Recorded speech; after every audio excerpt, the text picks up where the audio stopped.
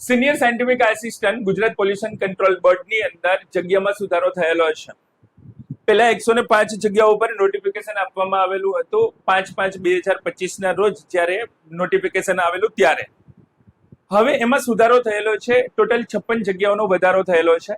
એટલે કે હવે 161 જગ્યાઓ પર ભરતી કરવામાં આવશે. શું છે શું નથી એની વિગતે ચર્ચા કરીએ.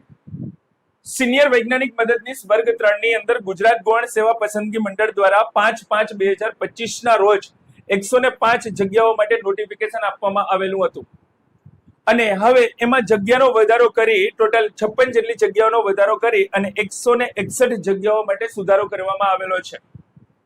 તો આ 56 જેટલી જગ્યાઓનો વધારો થયો છે. કેટેગરી વાઇઝ જોઈએ તો જીપીસીબી ની અંદર એટલે કે ગુજરાત પોલ્યુશન કંટ્રોલ બોર્ડની અંદર કેટેગરી વાઇઝ ટોટલ 161 જગ્યાઓ છે, જેમાં બિન અનામત વર્ગની અંદર 67 જગ્યાઓ છે, 67. આર્થિક રીતે નબળો વર્ગ હોય તો 16 એટલે કે 16 જગ્યાઓ છે. અનુસૂચિત જાતિ આવે છે તો એમાં 10 જગ્યાઓ છે. અનુસૂચિત જનજાતિની અંદર ટોટલ 27 જગ્યાઓ છે. સામાજિક અને શૈક્ષણિક પછાત વર્ગ છે તો એમાં 41 જગ્યાઓ આપેલી છે. આ ઉપરાંત મહિલાઓ માટે અનામતની વાત કરીએ તો બિન અનામત માટે 22 જગ્યાઓ છે. આર્થિક રીતે નબળો વર્ગ હોય તો 5 જગ્યાઓ છે. અનુસૂચિત જાતિ માટે 3 જગ્યાઓ છે. અનુસૂચિત જનજાતિઓ માટે 9 જગ્યાઓ છે અને સામાજિક અને શૈક્ષણિક પછાત વર્ગ હોય તો 13 જગ્યાઓ છે. જો માજી સૈનિક હોય તો એના માટે 16 જગ્યાઓ છે.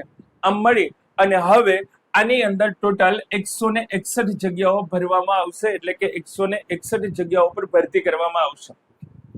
આ ઉપરાંત વિદ્યાર્થી મિત્રો આના સિલેબસની ચર્ચા કરીએ. કયા કયા ટોપિક છે જે સબ્જેક્ટ રિલેટેડ છે, કેમ કે સબ્જેક્ટ રિલેટેડ આપણી બેચ ઓલરેડી પૂરી થઈ ગઈ છે. જે વિદ્યાર્થી મિત્રો જે રેકોર્ડ બેચની અંદર જોઈન થવા માંગે છે એના માટે થોડી ચર્ચા કરીએ અને ડેમો ક્લાસ પણ આપણી યુટ્યુબ ચેનલની અંદર તમને જોવા મળશે. એક છે વેસ્ટ વોટર સેમ્પલિંગ કઈ રીતે લેવું, એના પ્રકાર શું છે, એની સાઇઝ શું છે, એની ફ્રીક્વન્સી શું છે.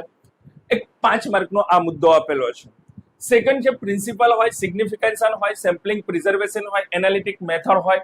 આ 50 માર્કનો તમને પાર્ટ આપેલો છે અને આની અંદર 50 ક્વેશ્ચન પૂછવામાં આવે છે. સેકન્ડ મુદ્દો છે એમાંથી, બરાબર છે.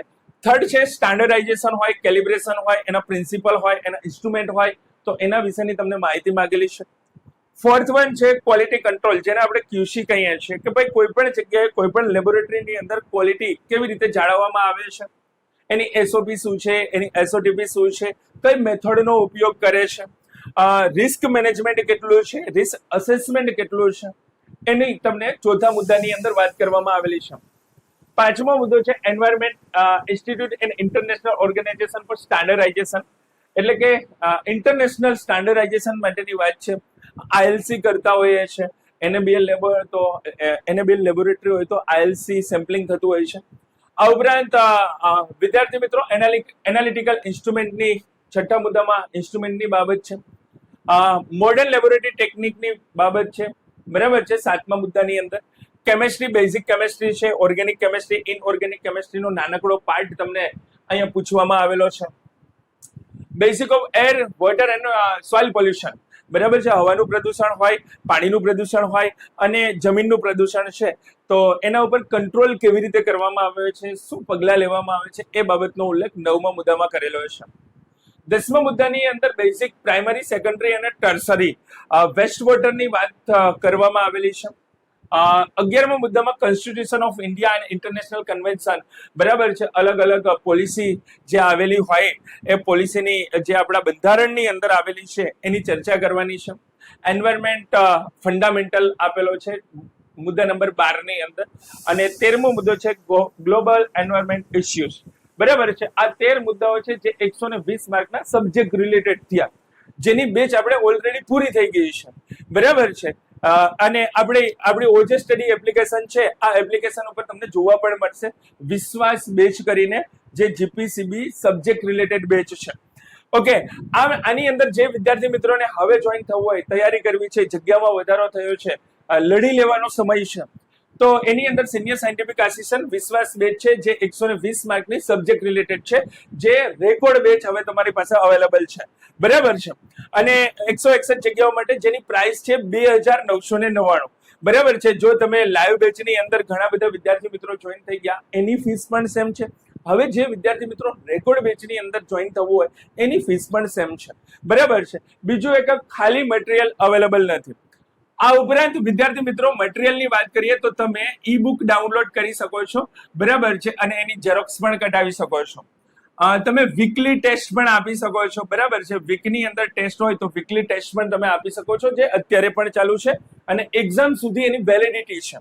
જ્યારે પણ તમારી એક્ઝામ લેવાય ત્યાં સુધી તમને વીકલી ટેસ્ટ મળશે. વીકની અંદર જે ટેસ્ટ હોય એ ઈ બુક ડાઉનલોડ કરી શકશો અને ત્યાર સુધી તમે રેકોર્ડ ક્લાસ પણ જોઈ શકો છો. ઓકે. આ ઉપરાંત વિદ્યાર્થી મિત્રો ટોટલ 36 ક્લાસ છે અને દરેક ક્લાસ 1.5 કલાકનો છે. બરાબર છે. દરેક ક્લાસ છે લગભગ 1.5 કલાકના ક્લાસ લીધેલા છે, જે 120 માર્કના સબ્જેક્ટ રિલેટેડ છે.